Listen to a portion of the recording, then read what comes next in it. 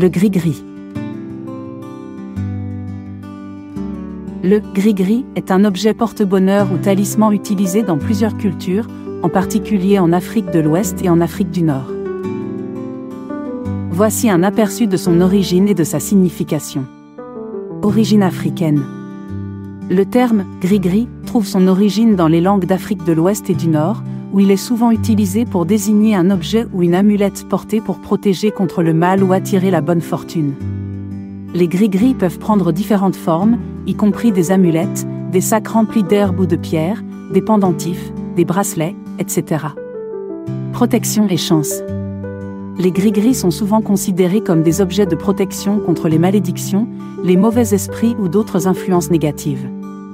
Ils sont également utilisés pour attirer la chance, la prospérité ou l'amour. Les ingrédients utilisés pour fabriquer les gris-gris varient selon les croyances et les traditions locales, mais ils peuvent inclure des herbes, des pierres, des métaux, des coquillages, etc. Utilisation dans la pratique spirituelle. Les gris-gris sont souvent utilisés dans le cadre de pratiques spirituelles ou religieuses, telles que le vaudou en Afrique de l'Ouest ou les rituels de protection dans l'islam en Afrique du Nord.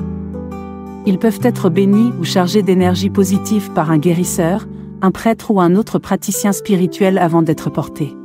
Usage contemporain. Les gris-gris continuent d'être largement utilisés dans de nombreuses régions d'Afrique et sont souvent transmis de génération en génération. De nos jours, ils sont également devenus populaires comme objets décoratifs ou souvenirs dans le monde entier, en raison de leur esthétique unique et de leur signification culturelle.